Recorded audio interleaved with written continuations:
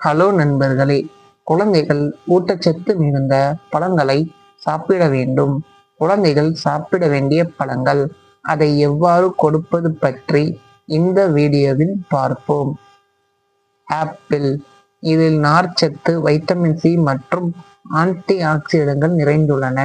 இது செரிமானத்தை மேம்படுத்தி நோய் எதிர்ப்பு சக்தியை அதிகரிக்கிறது. பப்பாளி. வைட்டமின் ஏ நிறைந்த பப்பாளி குழந்தைகளின் கண் பார்வையை மேம்படுத்துகிறது. மாம்பழம். கோடை காலத்தில் கிடைக்கும் இனிப்பு மாம்பழம் குழந்தைகளுக்கு மிகவும் பிடிக்கும். இதில் வைட்டமின் ஏ மற்றும் சி நிறைந்துள்ளன. வாழைப்பழம். இதில் பொட்டாசியம் நிறைந்துள்ளது.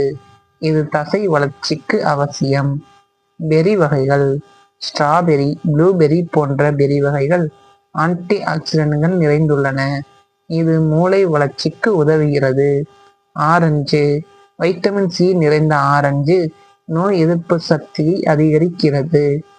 குழந்தைகளுக்கு பழங்களை எப்படி கொடுப்பது? பழங்களை துண்டு துண்டாக வெட்டி கொடுக்கலாம். பழச்சாறுகளை கொடுக்கலாம். பழங்களுடன் தயிர், மோர் கலந்து கொடுக்கலாம். பழக்கூழ் தயாரித்து கொடுக்கலாம். எச்சரிக்கை: பழங்களில் அதிக சர்க்கரை இருப்பதால் அதிகமாக கொடுக்க கூடாது. சில குழந்தைகளுக்கு பழங்களில் ஒவ்வாமை இருக்கலாம்.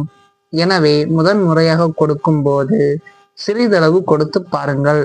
பழங்களை நன்றாக கழுவி சுத்தம் செய்த பிறகுதான் குழந்தைகளுக்கு கொடுக்க வேண்டும்.